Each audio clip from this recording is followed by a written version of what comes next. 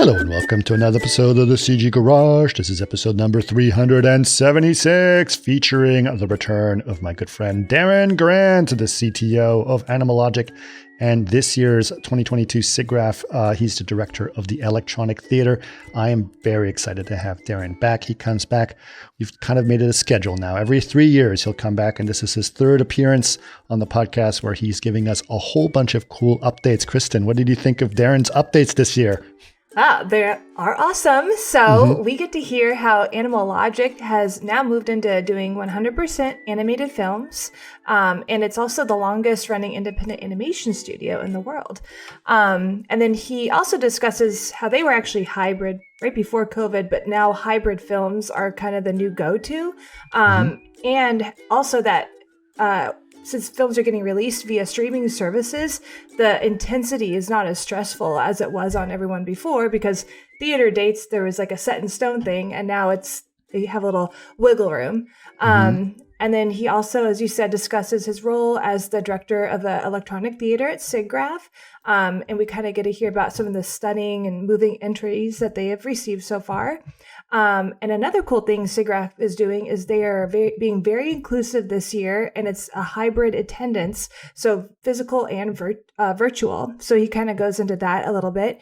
And also the importance of volunteering at SIGGRAPH or any type of like in the entertainment industry. He really wants people to know about that, because it does, you get a lot of like rewards after that, and meeting people. So, that's the SIGGRAPH. And then lastly, he also kind of discusses his idea on blockchains, and you guys like the authentication, I can't say it right. And how do we know it's like not modified? So that was a very interesting aspect. Yeah. I love talking to Darin about technology, obviously, because, he's been a CTO for a very long time in many visual effects studios. And so we always kind of get into it in terms of cloud rendering or this or that. And we've been talking, I've been talking to him about this stuff for 20 years. And so this year, I was like, okay, Darin, what's new? What haven't we talked about in the last 3 years? Let's talk about blockchain, because obviously that's a big thing. So it's interesting to sort of hear his perspective on that, especially, considering his experience in the industry for so long. But it's great catching up with Darin. Love having him on, and it was great, just sort of chatting about everything that he's doing, and sort of excited about SIGGRAPH as well. So really cool to do that. Okay, we have a couple of events coming up. Kristen, what's happening? Yeah, so you can find these out at chaos.com/events. We actually have two on May 26th. The first one is our From Zero to Hero series. And the slogan we have is Kickstart Your Career with this exclusive series of talks from seasoned ArcViz professionals. So you can sign up online for that. And also on May 26th, we have a webinar. It's the Arculime Academy, the vegetation process. So you can learn how to add realistic and high quality vegetation to your scenes. So both those at chaos.com/events to sign up and find out more. Perfect. And both, as you said, both of those are on May 26th. So sign up for those events if you are interested in either the Zero to Hero series or the Arculime Academy vegetation process. Cool. We don't have any specific news or product news at this point, but if people want to know more about the podcast, where can they go, Kristen? You can go to facebook.com/CG Garage Podcast or chaos.com/CG Garage. And if you'd like to watch us, go to youtube.com/Chaos Group TV. Perfect. And if you guys would like to know more about, have any suggestions on the podcast, you can always email us. It's labs@chaos.com. We'd love to hear from you as well. All right. But for now, please enjoy episode number 376 with Darin Grant. Welcome to another CG Garage, where the Chaos Group talks. You'll know it's over when the last bucket drops. We're gonna fire off rays in high dynamic range. We know that ambient occlusion is passé. Global illumination won't lead you astray. And while image-based lighting is really swell, you need to make sure everything has Fresnel. Well, first of all, I want to catch up with you, see what's going on. It's been what we've seemed to be making a schedule now. What, every 3 years? Is that what you said? I think it's 2 years. Every 2 years? No, 3 years. Every 2 years. No, 3 years. God, we should look 3 years. Well, that's how 2 long years ago we were in a this. pandemic. 2 years ago, we were in a pandemic, so it definitely wasn't 2 years. That's how long you've been doing this, man. This is my third appearance. And so if it's once every 3 years. 8 years almost I've been doing this. In November, it'll be 8 years I've been. Episode 88. 88 was my first one. Okay. Nice. I think. And I'm on 360 or something, 70. Oh, no, that was from 2019. I did one even soon. Jesus, man. Yeah. I don't even, Google is failing me. Oh, episode 18 or 88. 18. No, 8. Oh, sorry. 88, 227. Okay. So now I'm almost in the 400s now. So in terms of episode numbers. So it's been a while. I think actually last time when we first talked, so let's see, that was 2019. Yeah. No, right? 2019. Yeah, 2019. So 2016, 2019. Yeah, once every 3 years. You were kind of new to Animal Logic, is that right? Yeah, I started at Animal Logic in August, right before SIGGRAPH Vancouver in 2018, which is funny because SIGGRAPH is coming back to Vancouver again this year. Yep. And so what has been going on in Animal Logic in the last 3 years? How has that changed? Is this all still pre-test or No. We're just talking. Now we're doing it. We're doing it. Oh my God. I was like looking at my notes. Animal Logic has changed significantly since I started. Really? When I started, Animal Logic is now 31 years old. 31 years old, the kind of the longest standing, largest independent animation studio in the world. When Animal Logic started, they were doing visual effects, right? Most notably, their big claim to fame early on was that Matrix movie. They worked on that with all the folks at Mannix back in the day. When I started, we were doing our last visual effects work. We did some shots, sequences on Captain Marvel. And since then, we do, there's these things called hybrid films. Everybody's talking about hybrid in different models now, like hybrid workplaces, but hybrid films are what we consider it's visual effects, but it's character and animation driven. So Animal Logic has actually co-produced a couple of movies, Peter Rabbit and Peter Rabbit 2. We are actual producers on that film, not just producers of the visual effects work. And so when it's a film like that and it's our film, then we also still do that kind of hybrid work as well. But other than that, we're just 100% focused on animated films now.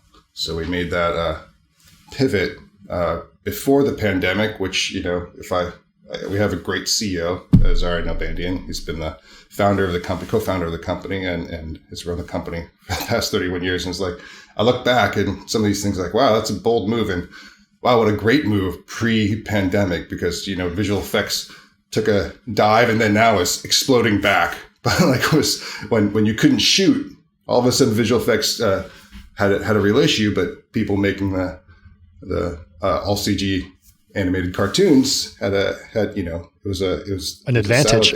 Yeah, it was really great. Yeah. And so we made that decision for a variety of reasons. It feels like in those situations we have much more of an opportunity to be a partner, a creative partner on the film versus just an executor. When it started, animated films are still oftentimes done by one studio versus here, you get this chunk and you get this chunk, and it's 10 different places.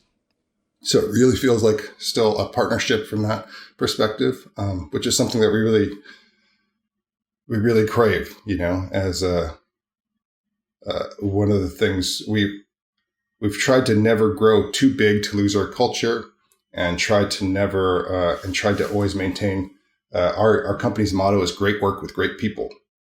And one of the ways that you can do that is to make sure that it's not just the great work in terms of the content and everything that we're working on, but also a great work environment. And animated films provide they're typically longer. They have a little bit more of a work-life balance than you and I remember from long, long times in visual effects and long, long nights. So, and those days have gotten worse, I think, in years, because I think, so much VFX and in so many ways, almost tons and tons and tons of smaller VFX that are like last minute, oh my God, we need to fix this problems, right? Yeah. Yeah. Yeah. I mean, what used to be called the 911s seems to be the norm now. Right. Or even like, you've added different layers of things. Like now that you have finishing wasn't a term like maybe 10 years ago, right? This basically, let's go through, like, if we had finishing on this, I would have no blemishes. These bags under my eyes from working late last night wouldn't be here. It'd just be somebody doing that across the entire content. And that's a visual effects work. Yep. I know that for a fact. I have someone that lives in my house that does it all exactly. Exactly. Right. So that's now a thing, right? As a last minute visual effects shot. Even beyond all these other changes. So, so we've been fully focused on animated features since then, and much like the entire industry, we've grown significantly. We're basically I'd say aiming towards over double the size that we were when I started. And how is the obviously even in the last 3 years that we talked, content demand for streaming has boomed. There are many, many, many more streaming networks, all competing for creating tons of content. And obviously animation is a portion of that content demand. How has that affected you guys in terms of that? It's been a huge boon for us. Trying to do it. I think we've announced that we're working on at least one Netflix movie. That we're wrapping up. We're wrapping up for release at some point in the near future. I think that's the other interesting thing is with streaming, the idea of a release date and kind of there's day and date, but it's not like pushing out to theaters. It's release dates on streaming platforms. You have the opportunity that can change without significant consequences, right? The same consequences of like, no, I was blocked in this theater for this 6-week run or 4-week run or whatever. Like that stuff has kind of gone away a bit, right? So there's on some level, it's really good. It gives the opportunity to, if this thing isn't working well, let's not release it. Let's do some additional work. Let's change this, or hey, this is looking good. Let's move it forward. All those options that were really challenging, unless you're a large scale studio who said, I've already blocked out all these slots so I can swap films. Unless you're doing that, it's so there's a lot of those options that are available in streaming, which are really nice. I didn't think about the fact that, you don't have to book the theaters anymore. If it's not working, just delay it by a month and keep working on it or fix it. I mean, it was interesting also. I was talking to Andrew Orloff over at Zoic, and he was basically saying how it's changed their schedule because they were so episodic driven that they always went through the seasons, and now seasons don't really exist in the same way. They don't have, all of the same pilot season and this and that. So their schedule has actually evened out because things have just sort of trickled out throughout the whole calendar year. So it's made it actually easier for them in some ways. That's great. That's great because that's the other thing is, what I'm hopeful for with the boon of work is that we don't have quite as much of the journeyman kind of like tradesmen, like you're here and you're gone and here and you're gone. I mean, in some cases that's really valuable. You can take breaks off when it's a really intense period and things like that. But and for for live action work, that's the norm. Like we're setting up an LLC, we're making this film, everybody's employed by the LLC, and then the LLC dissolves when the film's done, right? Right. It could be I think that could be a hard life, and with the plethora of people who are doing this digitally, and now even you can do it we're both in our houses. You can do it from your house and things like that. People are looking for something that's a little bit more normal, and I think having consistency. I mean, one of the other reasons to work in animated films is the longer schedules we can keep people consistently employed for longer, and great work with great people means you're not flopping people out all the time. It means here's a job and you have some consistency of employment for a long time. So that you can Right. that on the episodic side, it can spread out. So it's not like, hey, we have a whole huge thing. Like I remember, have you ever watched that South Park documentary? How they make an entire episode. Oh, no, I in haven't 1 week? seen it. Is it good? Yeah. It's good. It's good. It's short too. But I remember talking to a former head of technology there, and he said like basically they live there during the season, and then kind of as hazard pay, they get half salary off season to keep them like, because they like people sleep on the floor, to get those episodes out, to get an episode done in a week. Yeah. Yeah. Yeah. And so like, that kind of thing. Hopefully it's not all that now. One episodic backed up against the other, but that's crazy. Yeah. I mean, you and I dealt with that too back in the early days, because most of what we did was summer blockbusters, right? So in the summer was actually the movies out and there was no work. Yeah. Right? Yeah. It was like right pre-summer, which in some cases was great. Hey, you go finally see your kids again after not seeing them for a year and take them on a big expensive vacation with all that overtime that you earned. That was never the case for me. Technology side, it was always consistent high level of burn. Right. Yeah. Well, that's interesting. Now, how has the work from home situation worked for you guys as well? I mean, it's been a blessing. Well, I was about to say the standard blessing and a cursing, and there are some challenges with it, right? But the ability that we had in order to pivot and be able to allow people to work from home. God, it feels like ages ago now, but really a credit to our IT teams and making those kind of things possible. I think another thing that probably you haven't had other people talk about on the podcast yet, or that the TPN, which is the MPAA and the security organization for the MPAA, they just released, I think in February, new guidelines that acknowledge and give guidelines around how to make work from home a long-term thing, rather than that's interesting. During the pandemic, it was like, I don't know what you're going to say about this, but we got a pandemic, we got to work from home. All the rules were very tight around the ability to do that before, and now all the rules have been updated to have a very clear sense of this is what is acceptable for work from home, and this is what's not. At a high level, the TLDR of it is basically don't store content locally. If you store content locally, you kind of treat it like it's a studio, and you have all those things like you have to be able to introspect the firewalls and harden all the equipment and everything. Just try to avoid that as much as possible. And so all these remote protocols like PC over IP, Teradici Nice DCV, all these things allow you to say, this is just a window. I always used to use it as we all know The Simpsons, right? You all remember The Simpsons? Homer grabbing the nuclear material through the glass with the gloves. Like that's what PC over IP is, right? The computer's over there and in the content network, and I can mess with it, but I can't pull it out. Right. So as long as you're doing that, and you don't have windows for strangers to walk by and see the content on your screen, as long as you're doing those things, you're all good. Yeah.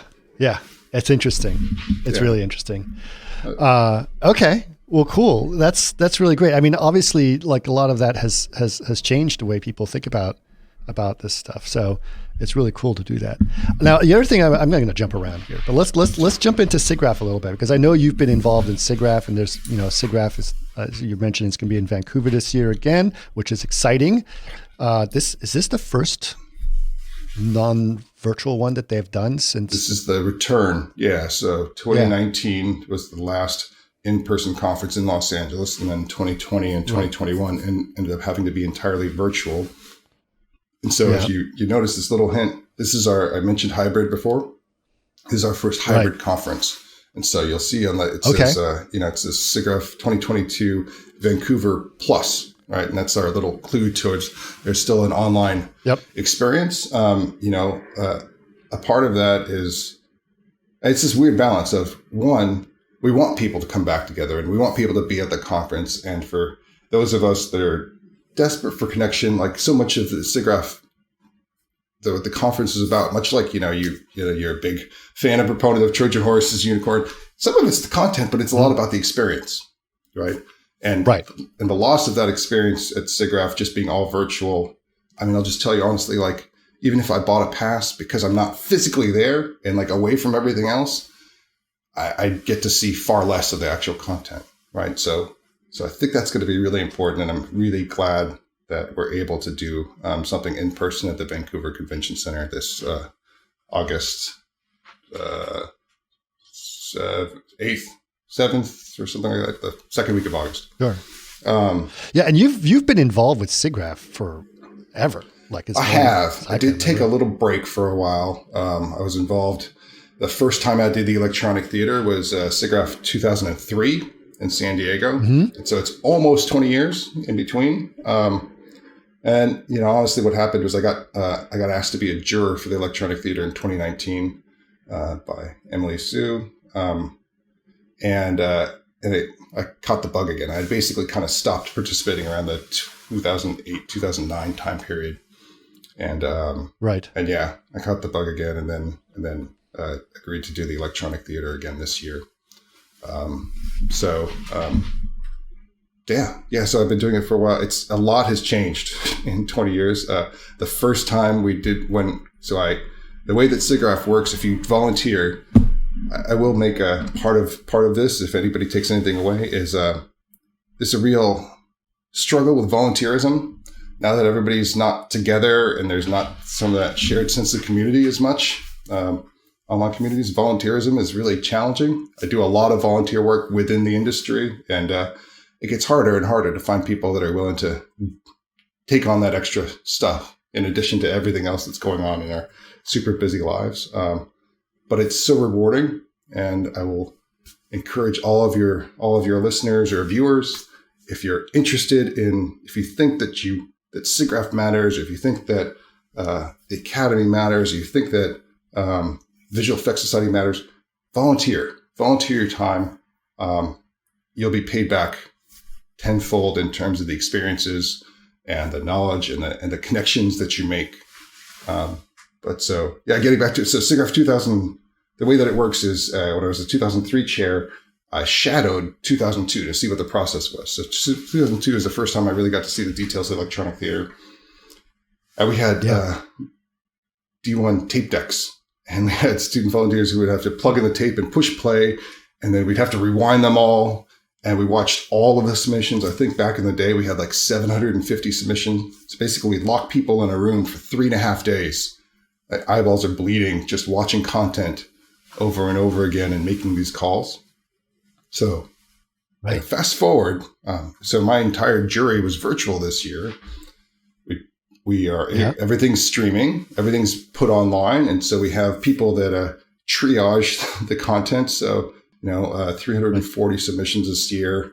And so we take those. We have some very brave people to watch all that content and make some judgments and reduce that to a quarter. And a quarter of that 340 is what the actual jury watched and then voted on. And then we made together and made choices of what's in and what's out. So, as of this date, because I know this will be aired later, we are sending out the acceptances today, May 3rd. Oh, nice. So I don't, sometimes people back out because I didn't get permission or whatever, but we should have a pretty amazing show this year. Yeah. Yeah. Yeah, that's awesome. I've always loved the electronic theater. It's always been actually, honestly, one of my favorite parts of SIGGRAPH, because SIGGRAPH is great for the academic world and that great for some of the research world, which has always been a very important thing. But electronic theater to me is sort of the celebration of the art in a lot of ways. And also, go ahead. Yeah. Well, what I love about it is it's both, right? It's unlike any other animation festival, which is just short films. Like the electronic theater is a celebration of anything computer graphics in our entire community. So, we have visual effects and animation how-to reels, and we have some amazing ones this year. Thankfully, maybe calling up a few friends to go, hey, don't forget about the electronic theater. We have some great content from Disney, from Warner Brothers, from and then some. I'm trying to curate in a really special piece too. So there's some really great work from that kind of thing. So now you only see those things online, but it used to be like at the Electronic Theater, that's where you saw that stuff. And so I'm so glad that we'd be able to project that stuff large for people in the theater to see how to of Dune and things like that. Right? So we have that kind of content. We have commercials, like commercial kind of things, games, cinematic things, like stuff that you'd never see in a normal animation festival. One thing I'm super proud of is we have data visualization and scientific visualization. So this is like the unsung hero of computer graphics. Like every time you see one of those Mars rover animations or anything like that, one of the things that's really challenging about that stuff is that it all has to be scientifically based. Like it's real world data, and they can't go tread too off of, in order to tell the narrative, they can't tread too far off of that real world data. It has to be a representation of that. And so next year's volunteer chair, like myself, she comes from that world, from University of Illinois, kind of the mecca of this stuff, and the great now retired Donna Cox. So you have, so we've done a great job of outreach there. And I'm proud to say oftentimes in the past, because we want to include them, make it a fulsome show, it's been like, there's some things that are just on the edge of like, well, maybe we should include it. Maybe we should include it because we want to have everything represented. So we have 3 pieces that were just juried, not like lowering the bar, not affirmative action for data visualizations. These are all like, this is great content that's in the theater. So I'm super proud of that. And then of course there's short films, and it's not news, but if you look at the content coming out from students nowadays, it's like mind blowing. It's painfully mind blowing. It's like, oh my God, I don't even know if I could graduate from a school to do that kind of stuff as a student now. And our 2 of the 3 award winners are actually done by students this year. Wow. Yeah. It's amazing what people can do. I mean, what's your thoughts on that? Like the fact that students are doing things that were just not even possible for big studios to do just not that long ago. Well, I think it's a combination of things. I think one is if you don't know it's impossible, you can do it. Right? That's an often said phrase. And so you have students taking on ideas and concepts that are big in scope or challenging in the type of content, like something that like, hey, I'm a commercial studio. I can't really tell a personal story about this tragedy. It might tarnish our brand or something like that. So it's challenging sometimes to tell those stories, but students have none of those inhibitions. And so you really see a wide spectrum of different types of stories, clearly very personal to students, to these filmmakers as students, but they're really filmmakers, right? And so it's almost like the independent film market, like I'm allowed to tell the story the way I want to, versus some studio exec coming in and say, add more fart jokes or whatever. Like right. You have that, and that part is really special. And so I think it widens things. So I think it's that. I think also we saw a lot more content, although I don't think any of the award winners were rendered this way, but we saw a lot more content that was just done purely with the Unreal Engine, right? So that's a huge enabler there in terms of like all of a sudden I didn't need to use the school's render farm or borrow friends' machines and have it running for days in order to push out these images. They're able to generate them. They're able to generate them in real time, and so I think that's been a huge enabler for students as well. Yeah, that's interesting. I mean, that's the thing. I think people are just democratizing creativity in a lot of ways. Some of those ideas. Well, and I think there's it's often said that films are a reflection of our society, right? And and I think something that you can tell from this and the inclusion of and having students is that they're a reflection of what's going on and what the gestalt is right now. And so one of the rules for electronic theater is it's stuff that has to have been released in the last year.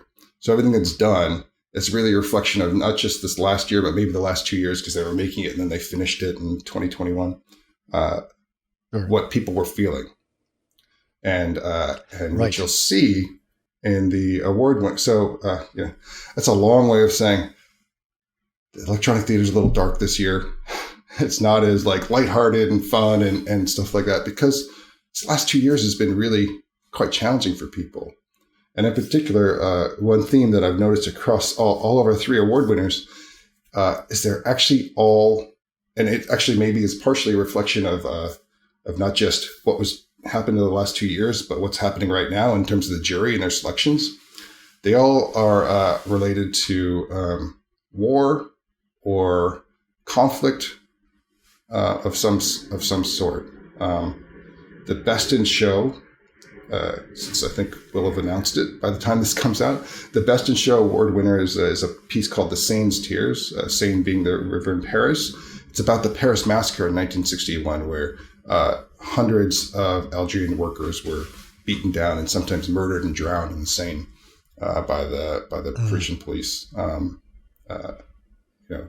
Pretty tough stuff, but beautifully told. Really interesting production design on it. Like just captivating you. Like even if you don't know the backstory, it's just visually compelling to watch. The best student project is a project called Yala, which is set in Beirut in 1982. This is this war-torn country, but it's a lighthearted story. It's a hopeful story, but it's set in Beirut in the 80s, right? Mm-hmm. And then the jury prize I can't even describe it in terms of the visuals. It's so unique. It's called The End of War, and it comes out of China. I think both of the last 2 films came out of Paris. They were student projects. This one isn't a student project, but it's an anti-war piece. And what they've done is they use the concept of animated sculptures. So you see these like war memorials, and so they animate them. Basically, what they did was they hand modeled these sculptures, like sculptural pieces for the keyframes, and then did interpolation between 2 different sculptures. Right, for going from one keyframe to another. It's beautiful. You're like, oh my God, how do they do that? They did it by modeling over 500 sculptures by hand and then interpolating between them. It's so cool to look at. So all the pieces are amazing. I'll admit that at one point I was like, man, I'm a kind of funny guy. Like, where's the funny? I want this to be entertaining, but really, on reflection, it's really about the best of the best content. And if this is what's reflective of what's out in the world today, then hopefully audiences receive it well, despite a lack of fart jokes and stuff like that. Well, I think that's great. I think it's great that the jury noticed that, right? And the jury says this is what needs to be expressed right now. This is what people are feeling right now, and that's what you're doing, and that's part of the thing. I think it's wonderful. I don't think we should necessarily escape some of the problems we've had recently, either through war or pandemics or political strife anywhere, right? We should just look at this and say, this is the situation we're in. That's great. That's great. I think sometimes we escape a little too much, and there's a time and a place for that. Yeah. Exactly. But I think it's great. So back when you were doing the electronic theater in 2003 or whatever, I mean, there was no real online viewing of things. You used to go to the theater rooms, and I remember there was a ton of content. You would actually have multiple rooms that videos were running constantly, and then you'd have the actual theater experience, which was a 2-hour. Usually 2 hours, right? Yep. Going on. So how has that changed now? Like what's the experience now? So, the last 2 years we had a streaming experience for the electronic theater, and much like you'd expect, that had a high pickup rate because people are used to being able to stream stuff from their homes. Last year they made the change, which is super exciting, to make it, because it's not in person. The first year you had to be registered for SIGGRAPH in order to be able to access that electronic theater. Now anybody can buy a ticket. Not only anybody can buy a ticket just for the theater, not to the in-person experience, but anybody can tie a ticket to the streaming experience as well.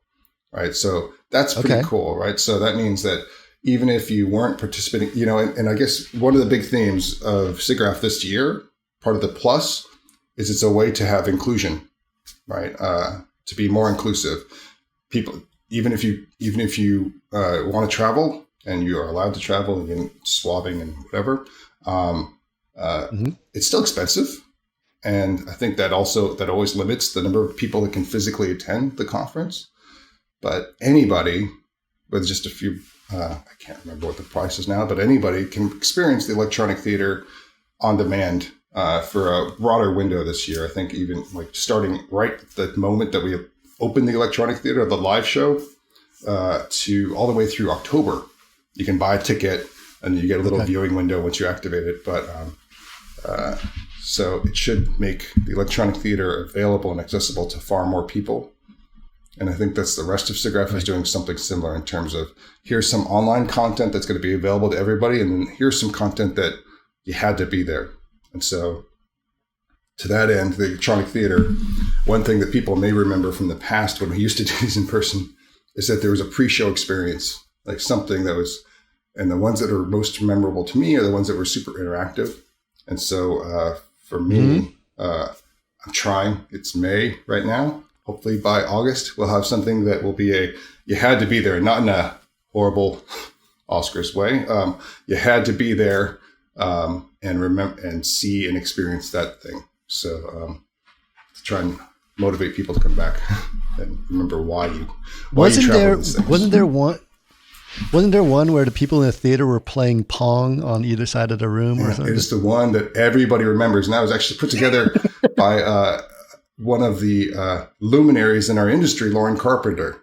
Right. So yes, I hope that what we do this year, trying very hard, SIGGRAPH, as it's, depends a lot on sponsorship and donation and volunteer. So I'm trying to motivate people to empty their pocketbooks in order to put something together like that. But I hope what we'll do this year is an homage to that kind of thing. So interactive experience. That's awesome. Maybe updated, because I think that was even before 2000. I think that was in the 90s that happened. Yeah. So that was something. Yeah. Yep. It was a matter of voting or something. It was like there's a red and blue paddle. Colors. There's a red and blue paddle that you held up. Yeah. Right. Yeah. So that was interesting. Hopefully, doing something along those lines. Yeah. Well, that's amazing. Such a great thing to do. Those things. So definitely people, when they go to SIGGRAPH in Vancouver, there's going to be a theater experience and be able to do absolutely some of that stuff. Yeah. It's going to be Monday and Tuesday night only. I think we have about 1,600 capacity. So lucky 3,000 people will get to see the. Is it going to be at the convention center, or is it going to be at a special convention theater? center? Yeah. They don't have in 2019, the last time I participated, we had this. It's right next to the Staples Center in the Microsoft Theater. I don't know what they're called now. It's like Crypto.com and whatever. But there's a big theater next door that we could go, and so that was amazing to be in the theater. But we don't have that option in Vancouver, so we'll take the gigantic ballroom that's also being used for the featured speakers and things like that, and we'll use it for the electronic theater on Monday and Tuesday night. Okay. Yeah, that's the same ballroom where I remember they had the real-time live at one point. I think it's real-time live. Live is there. We're Monday, Tuesday. I think real-time live will be Wednesday. Okay. Yeah, well, that's very exciting. That's very exciting. I'm excited for the electronic theater again. I think it's wonderful that you guys are doing it. I love the option of actually doing, online viewing and be able to purchase a ticket so anyone can go. That's one thing I think that has been very interesting with conferences these days is that some conferences have sort of embraced or maximized the capability. It's been great. Like the first time I've actually went to go see a bunch of people live was at the VS Awards. I went earlier this year, and I was like, oh my God, it's so weird seeing everyone, which was wonderful. A little bit weird because you haven't done it for so long. Yeah, like, do I shake hands? What do I do now? Like, yeah. But also it's really kind of cool that those things are happening again, because I think those are great. But at the same time, I think just like working from home as an option is good, I think that conferences have figuring out how to have a hybrid experience have actually been a really cool thing as well. Chaos has sort of developed this 24 hours of chaos thing that we've been doing, which is honestly I'm not because I work for the company, but I think it's brilliant doing a 24-hour conference around the entire globe. Well, I mean, I think that's one of the challenges too, right? People talk about having a connection even remotely, but our Animal Logic is based, you can see here, it's based in Sydney and Vancouver. Yeah. There's a large time zone difference between there. So if you want to do something like, hey, let's have virtual drinks. Well, that would be 8 a.m. for us. So maybe not so much, Yep. you know? So yeah, so 24 hours where you're doing kind of localized things and that's perfect. Right? Yeah. I think but I think, you know, like you said, it's sort of a little inclusive, right? Because people from Sydney may not necessarily have the ability to travel all over the world. It's expensive from someone from Sydney to go to Vancouver, right? Yeah. And they have an opportunity to be part of it in some ways, which I think is great. I think it's, you know, it's really nice that that's happening. It was a significant investment as a student to go to SIGGRAPH, you know. Yeah, huge exactly. investment. Well, so if you are a student and you want to go to SIGGRAPH, do not forget the student volunteer program, because it's a great way for you to be able to get to go. You do a little bit of work, and in trade, you get to be at the conference and experience so much of it. That's the lifeblood of SIGGRAPH is the student volunteers. And I'll tell you, some of those volunteers catch the bug. Like, I believe our conference chair this year started out as a student volunteer. I know conference chair from a few years back, Mona, she was my student volunteer lead in 2003. And so seeing these people over time, you know, you start early and you see the rewards of it, and it pays back over time. And, you know, having these opportunities that are kind of once in a lifetime, chairing the world's preeminent computer graphics conference is something you only do once. It's actually funny. I haven't watched it yet. I noticed you just had pushed up Judith Crow's interview. I did. I mean, you interviewed Judith, Barbara, Jill Smolin. I mean, these are all women that have made a significant impact on my life. Judith being my boss for a while and one of my mentors. And she actually did the electronic theater before me. And she said, it's one of the greatest things in my life that I'll never do again. Because volunteering is hard, but it was so rewarding, right? She's been part of SIGGRAPH for a long time, and it's sort of been a very important part of it. Well, let's go. What you said, you know, like since 2002 is when you first started to get involved as shadowing the process, right? Mm-hmm. So what has SIGGRAPH meant for you, and what do you think SIGGRAPH means today in terms of a general concept of what it is as an organization, and how has it changed over the years? I think ultimately for me, SIGGRAPH has really been about broadening horizons. You can get into your little microcosm of just, for me, visual effects and animation for so long, or just the people that you're working with. And SIGGRAPH, the work I do at the Academy, work I do with VS, opens you up to having connections and experiences with people that are out of your normal lane, right? So with SIGGRAPH, you know, I meet, I still remember people. So in 2003, the papers chair was this amazing researcher named Jessica Hodgins, who was at Carnegie Mellon and Disney Research for a while, and all like massive work in computer created animation, first with mocap and path connections, and now with machine learning on top of that. Like I would never had an opportunity to work with her and be able to say, email Jessica and say, hey, how are you doing? If it weren't for SIGGRAPH, so to me, it's about expanding horizons. Like, obviously you see content from competitors or from researchers that blow your mind and make you think about how to do something differently. There are maybe something that you never thought was possible. Now you see as possible because of that experience and what you're seeing, what's being presented and shared back with the community. It's another big piece, whether it's SIGGRAPH or it's, you know, one of the reasons people get SciTech awards is because it's had a larger influence than just their own little studio. And then also the Academy Software Foundation sharing back with the rest of the community helps lift everybody, right? And so seeing things at SIGGRAPH really broadened my horizon. Meeting and having experiences with people outside of my normal wheelhouse certainly help. You know, people that manage the art jury. I mean, I love art, but I've never been a digital artist. I know what we do is as a subsection of kind of commercialized art, but like using this to do interactive design, and it sends off all the synapses in your brain that you're not getting every day, and it's really important. So yeah, and I've made lifelong friends as a result. Yeah, I Yeah, I miss walking the halls of SIGGRAPH a little bit. Well, come. You gonna come? Yeah. I got to check it out with Chaos if there's room in the budget for me to go, but we'll see. We'll definitely, I definitely, SIGGRAPH is a great experience, and it's always nice to see those words on the wall. Yeah. If not this year, every other year is in Los Angeles, so certainly you can come. Okay. And then also, so is it going to be in Los Angeles in 2023? I think so. I haven't checked for sure, but I'm almost positive. And then also, don't forget that there's SIGGRAPH Asia.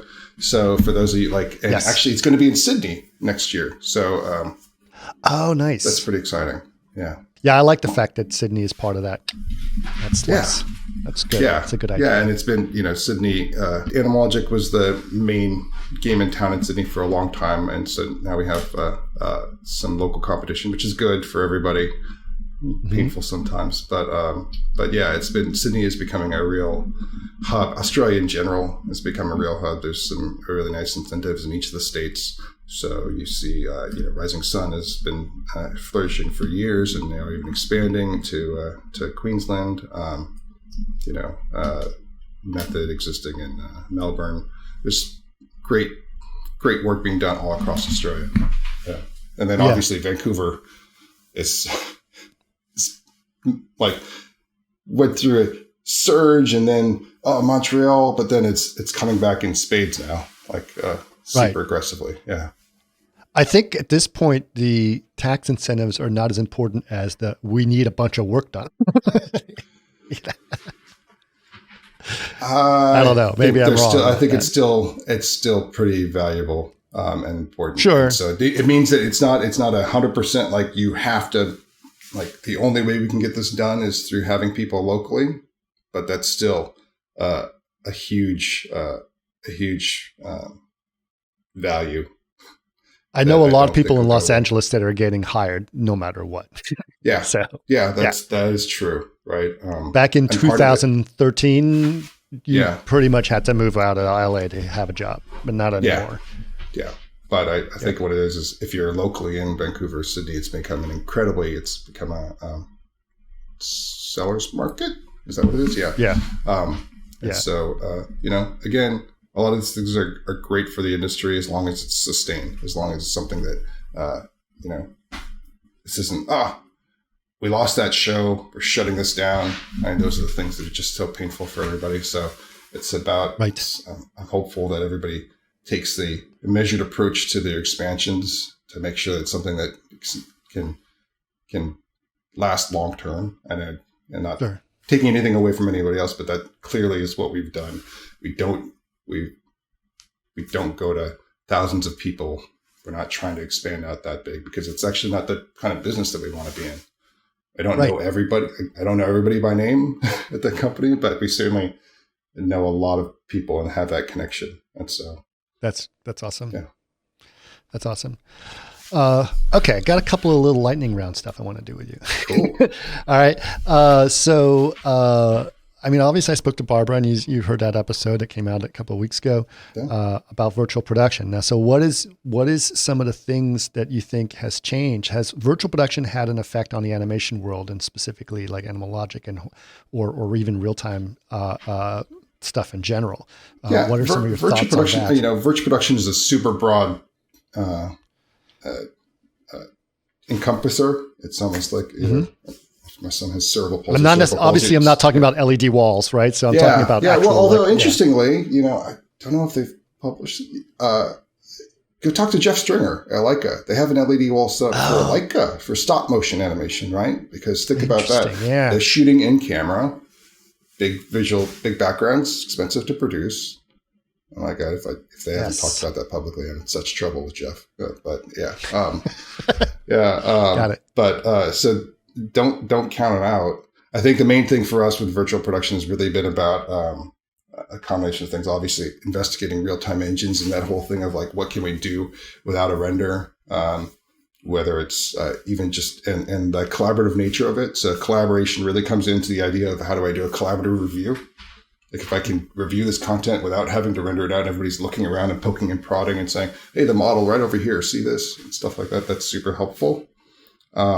And then I think the other thing is just how does that change your workflow? Like if you can work like that, not just review, but how can you expand that out to having, we've always had our even though it's a fairly linear process for animation, we've always had a lot of overlap between the departments.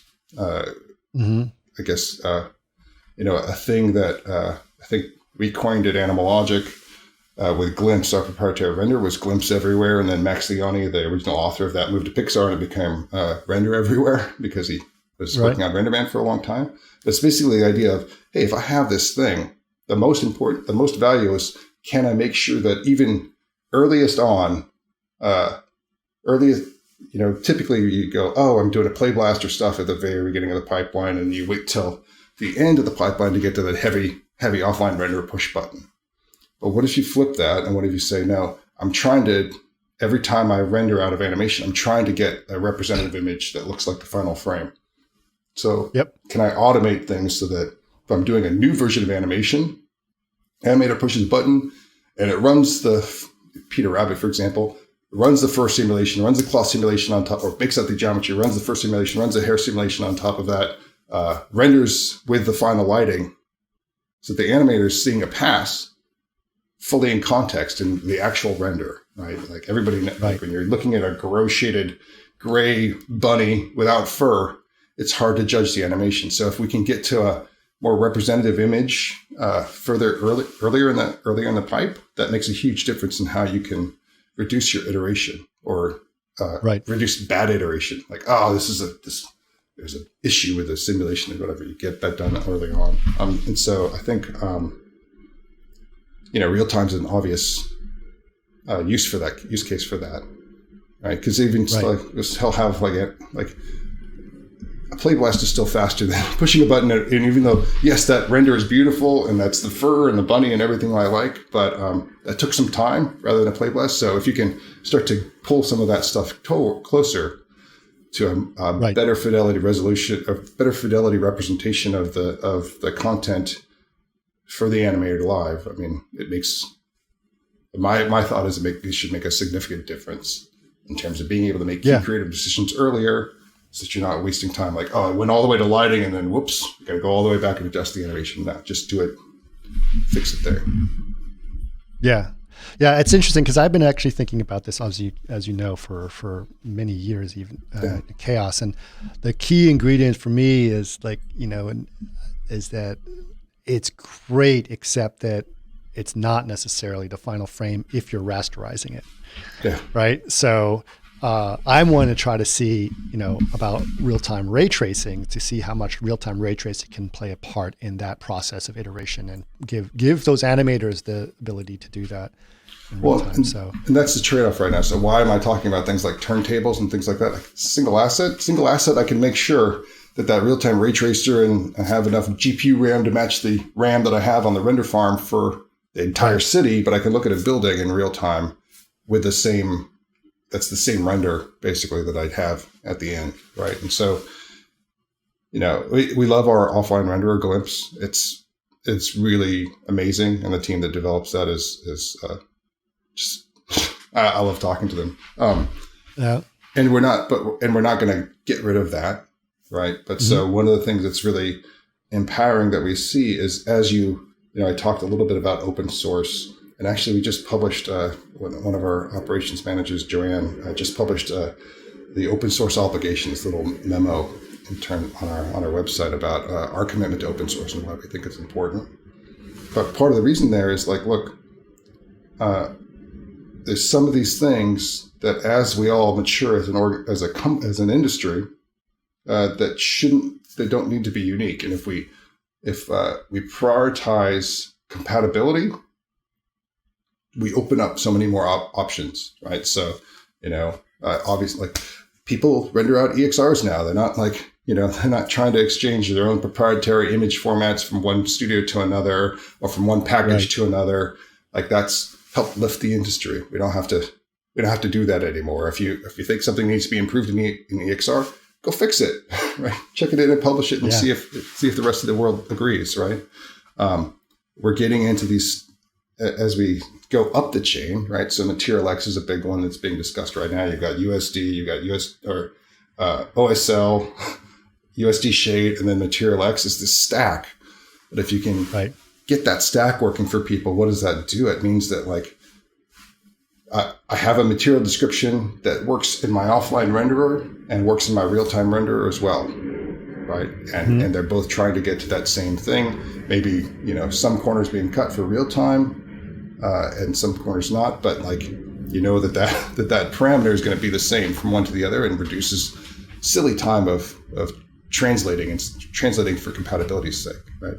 So I think as we push those things, you're going to see a bigger explosion of lots of people are trying to embrace real time now, but it's like, but I got my trusty old, I got my standard tool sets and stuff, and I'm just using this on the front end, or I'm just using this in this area.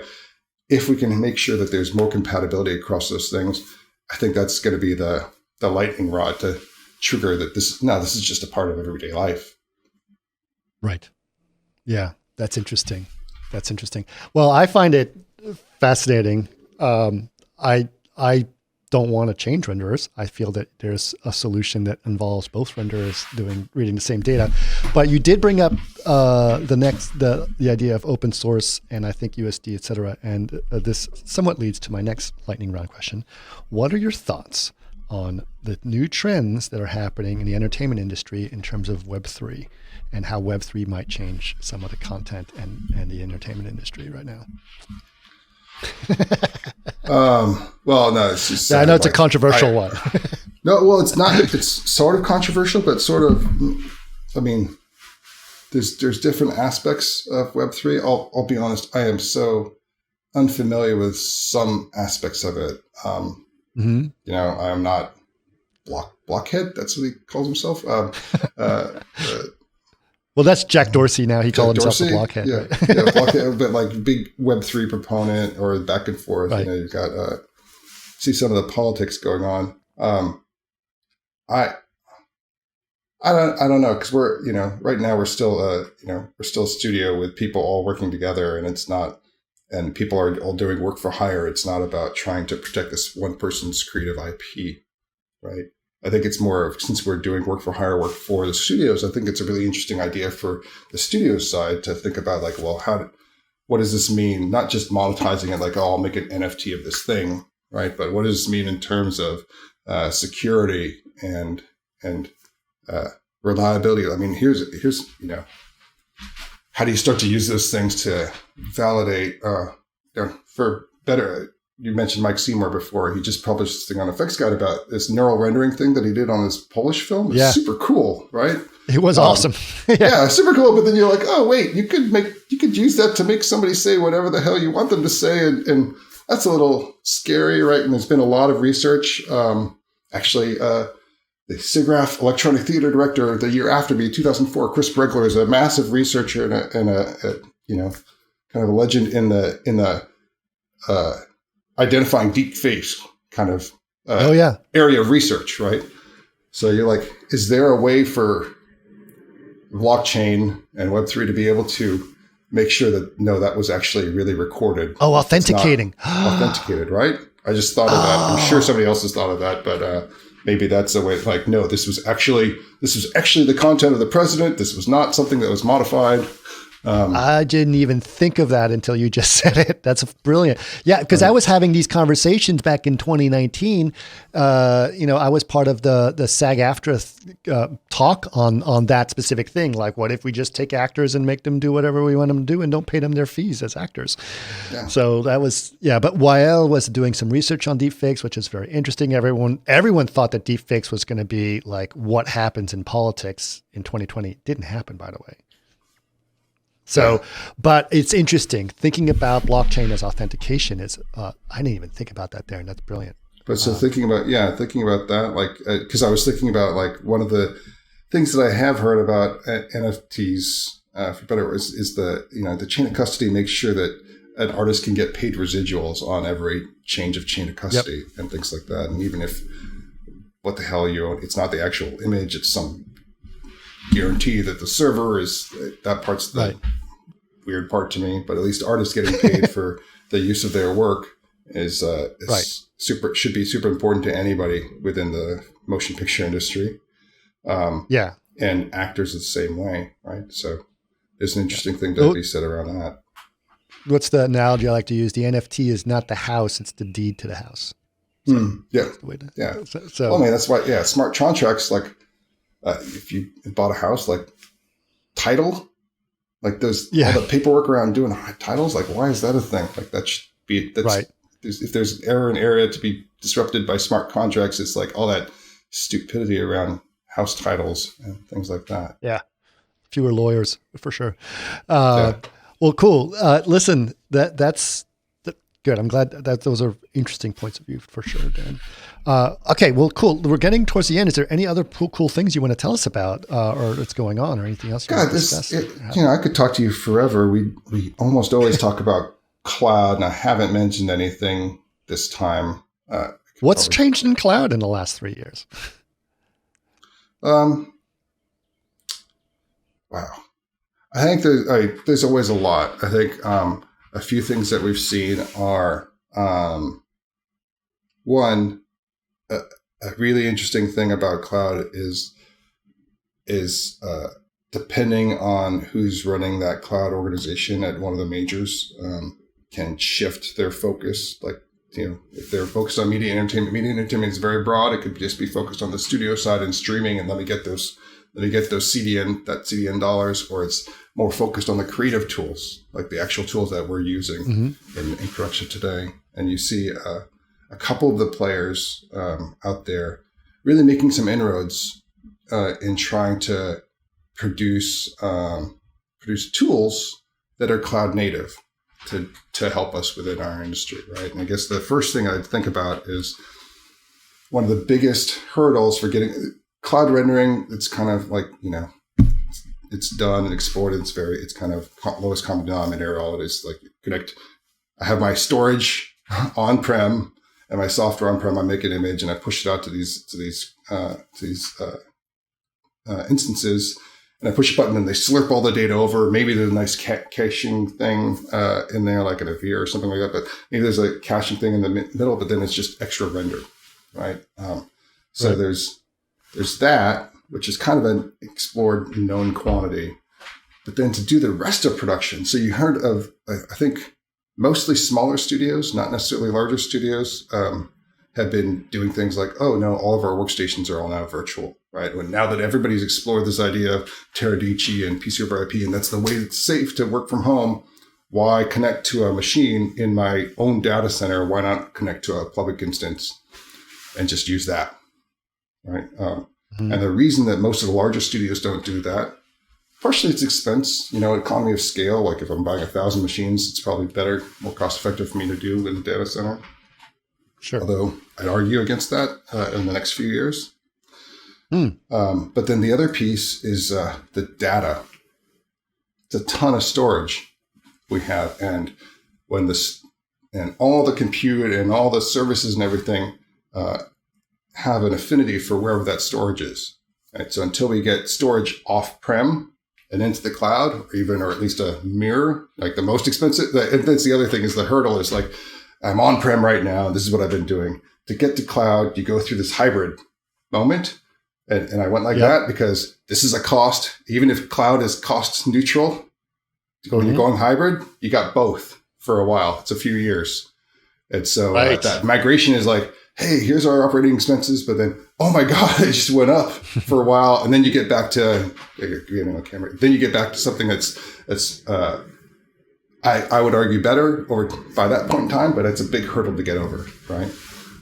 And part of that big hurdle is, how do I get the data to be mirrored to the cloud, and then ultimately cloud native, the storage. And so part of the big hurdle there, first big hurdle is asset management. So if you look at all these other utilities that have been out there, like first image formats or 3D volumetric formats like OpenVDB. Then you have tool sets on top of that and libraries like OSL and OpenImageIO and all these next level things. And you're getting to some tools. I don't know if you've heard, and I think there'll be a press release soon, even though they've publicly announced it. RV is going to be open sourced. Interesting. So it's a tool now instead of just a library or a format. A tool itself is going to be open source that comes from our industry that has broad adoption. Super exciting. So as more of those tools get over, the next piece of kind of foundational framework that's really important is asset management. How do you get asset management to be available and cloud accessible? And I think some of the cloud providers have figured that out.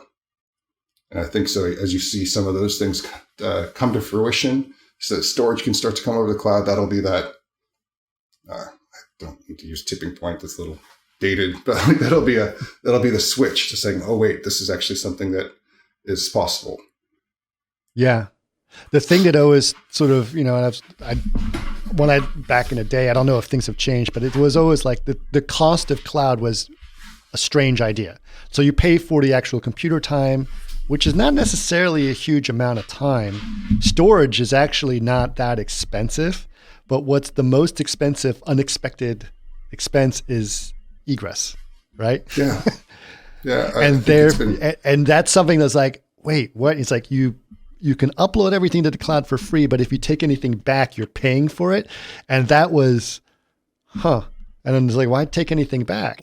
Just leave it there. Well, that's exactly, if you don't take it back. And that's why cloud rendering has been able, like, I'm transmitting a petabyte of data to render this one frame, but that frame itself is like 10 megs. 10 megs, right. Fine. It's worth it. It's worth it to get access to all that compute and get that done sooner and just transport that small amount of data back. Right. So that part works. But yeah, egress is I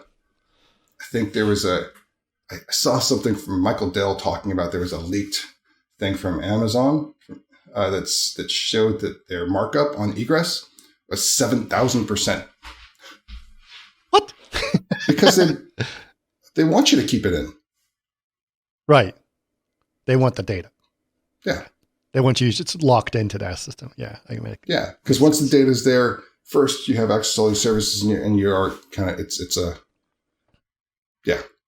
Yeah, and that's why people start to talk about the idea of multi-cloud, of with cloud rendering, the infrastructure that you're going to change your pricing structure on me or remove my discount, I can just hop to another person, super easy. But once your data is there, like how do I shift 5 petabytes or 10 petabytes from one place to another? That's a bigger lift, and so that's why people think about multi-cloud at that point. I don't think anybody's really at multi-cloud within our industry yet. I could totally be wrong, but it's just about single cloud and hope that provider doesn't screw you over in some way, because just getting to that hurdle is a big hurdle. Yeah, I'm wondering, I've been going down the Web3 rabbit hole for the last 6 months, year to 6 months or whatever, but I'm actually wondering when the clouds are no longer a provider itself, right? When they become decentralized, truly decentralized, when that actually makes sense for people, and how does that work? So if that becomes something it becomes interesting as well. So I'm very curious about that. I hadn't thought about that. Yeah. Yeah. Well, listen, Darin, it's been an hour again. Even every 3 years, we never run out of things to talk about, which is wonderful. No, I had a list of a whole bunch of other stuff. Yeah. Yeah. But we can do that again, and maybe we do it in less than 3 years. So, but it'd be great to see that. I'm very excited about SIGGRAPH. And at some point, maybe we could do I remember when it was on couches and scotch and stuff like that. You're talking about missing connection. You could do it. We can still do it. But I'll tell you this, it's just like we were talking about. I never wanted to ever do them remote, the podcasts, because I always wanted to do that in-person thing on the couch, as you just mentioned. But the thing that's interesting is I was forced to do it because of the pandemic. And at the same time, there's been some wonderful things. I've been able to talk to people all over the world without having to deal with that. So Exactly. I mean, I think the main thing, so that is a piece of inclusion. I really miss with SIGGRAPH and the Academy and stuff like that. I don't get to meet some of these people in person that are amazing. But then on the flip side, not having them be a part of investigating the SciTechs just because they're in London or in New Zealand or New York, that's a travesty as well. So it's the love-hate relationship of it, but finding a way to when you can, you do it. I think that's the right balance. So next time, even though I'm sober, we'll do coffees or something like that in person. Yeah, let's do it. Let's do that for sure. And I'll definitely stay in touch. It's always good chatting with you. And I love our conversations. And you've also been great at recommending some great people to come onto the podcast, and I really appreciate that. So of course, man. I love the podcast. All right. Cool. All right. In fact, you mentioned Jess Stringer, and I saw him at the VES Awards, and I'm going to hit him up for being on the podcast because it'd be great to have him on too. Good stuff. Cool. Good stuff. Thanks, man. He's funny. I asked him about. He started out selling knives before he got into the Really? industry. Yeah. Now he's I'm never going to hear the end of it from him. Yeah. All right. Well, I'll definitely talk to Jeff about that. Cool. All right. Well, thanks so much, Darin. All right. Take care.